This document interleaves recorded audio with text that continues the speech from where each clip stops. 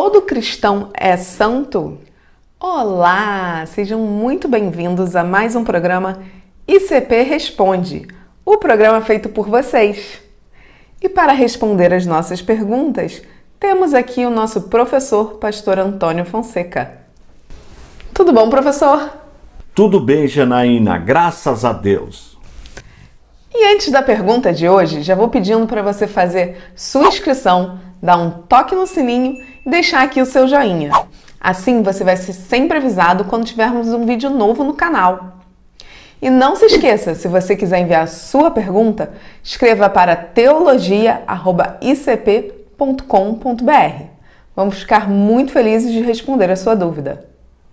Agora chega de moleza e vamos para a pergunta de hoje. E quem enviou a pergunta de hoje foi Amélia Gonçalves, de Ribeirão Preto, São Paulo. Ela pergunta: todo cristão é santo? O que você nos diz, professor? Janaína, a pergunta da Amélia é muito importante. Se todo cristão é santo? Primeiro, Amélia, nós precisamos entender que existem na Bíblia palavras com mais de um significado. E na literatura, na língua portuguesa, nós chamamos estas palavras de polissêmicas. Exemplo, vela. Vela de barco, vela de luminar, vela de carro, é uma palavra polissêmica. E a palavra santo, a mesma coisa, tem mais de um significado. Um dos significados da palavra santo é perfeição. E é um dos atributos do nosso Deus, da divindade, um dos atributos morais. Deus é santo, Deus é justo e Deus é amor. Este é um significado da palavra santo, perfeito, não há sombra de variação em Deus. Já um outro significado é separado. Olha que interessante. Por exemplo, quando nós estudamos o Antigo Testamento, a lei, nós vemos que no tabernáculo os objetos eram santos, eram separados para o serviço sagrado. A nação de Israel é chamada de santa, no sentido de separada, separada por Deus, com 3 propósitos. Mostrar a glória de Deus, quando nós lemos o livro do Êxodo, por exemplo, as maravilhas operadas por Deus, ali nós estamos vendo a manifestação da glória de Deus. A nação foi separada para dar ao mundo a palavra de Deus, que é a Bíblia, e separada para dar ao mundo o Messias. Agora, não significa que é perfeita. Separada, mas não significa perfeita.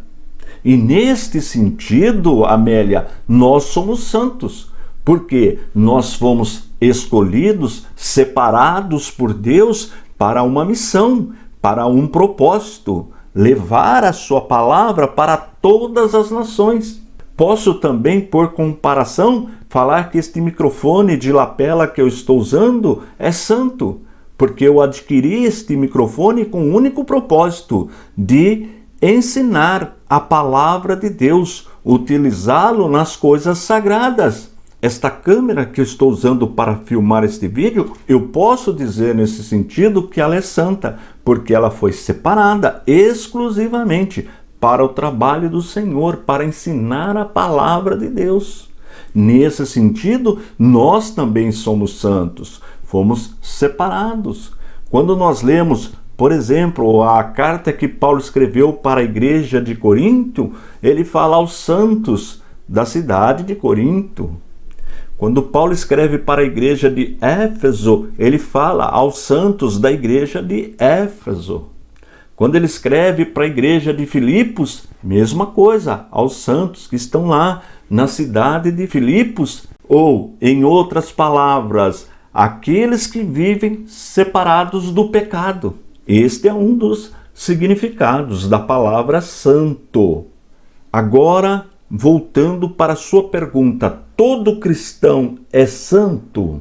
Nós não podemos afirmar que todo cristão é santo. Sabe por quê, Amélia? Porque nós temos no mundo o cristão nominal, ou seja, só tem o nome de cristão, mas não vive segundo a palavra de Deus, não tem compromisso com a palavra de Deus. Mas nós temos o cristão autêntico. E quem é o cristão autêntico? É aquele que busca viver em conformidade com os ensinamentos da palavra de Deus, com os ensinamentos de Deus. Tem uma vida pautada na palavra do Senhor. Estes são os santos. Não são perfeitos. Não somos perfeitos. Infelizmente, o pecado habita em nós. Portanto, nós pecamos por pensamento, por atitudes, por palavras. E se falar que não peca, a Bíblia fala que é mentiroso. Mas mesmo pecando, nós somos santos. Olha que coisa importante. Outro detalhe, Amélia, sem a santificação, sem ser santo, não há possibilidade de ser salvo, de morar um dia nas mansões celestiais com Deus. Sabe por quê? Porque a salvação é dividida em 3 partes. A justificação, que foi providenciada por Deus por meio da morte de Jesus Cristo, seu unigênito Filho, na cruz. O sangue de Jesus vertido nos justificou. O Espírito Santo, que nos convence do pecado, da morte, do juízo, o Espírito Santo habita na vida do crente para orientá-lo. Este é o processo da conversão. E a santificação. E nós conseguimos a santificação por meio do sangue de Jesus. Ele nos santifica pelo Espírito Santo que habita em nós e pela palavra de Deus.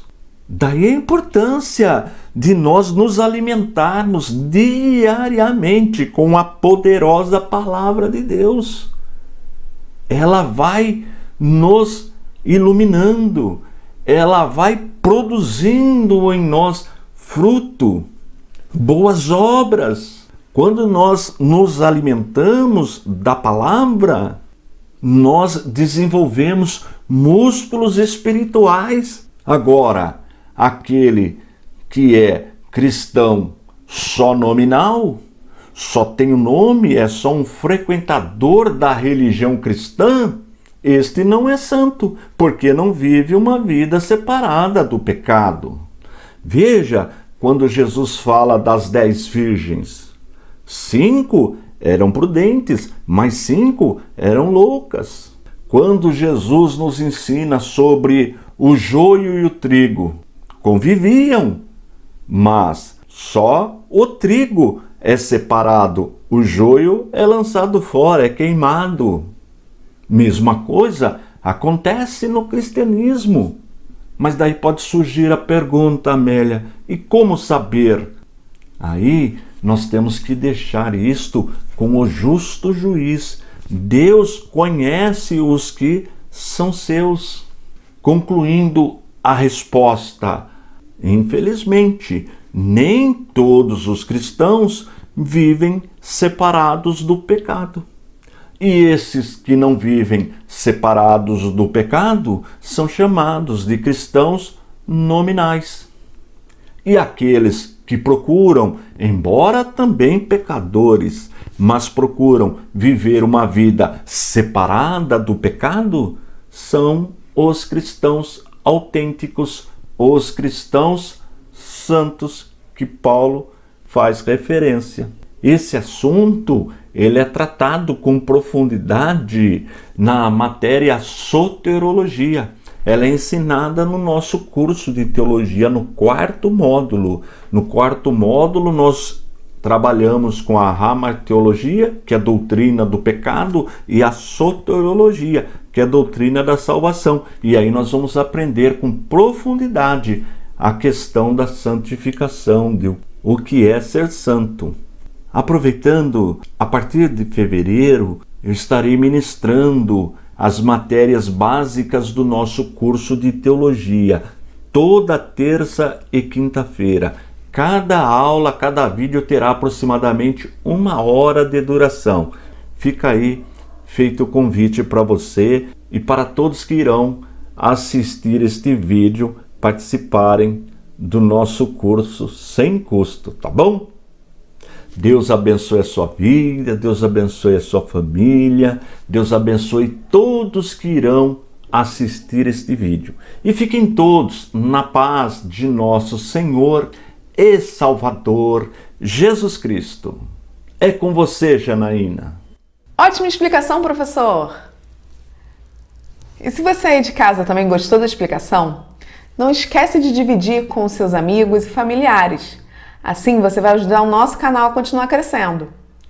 E lembre-se, sempre que você tiver uma dúvida, envie para o nosso e-mail teologia@icp.com.br. Muito obrigada e até a próxima. Fique com Deus!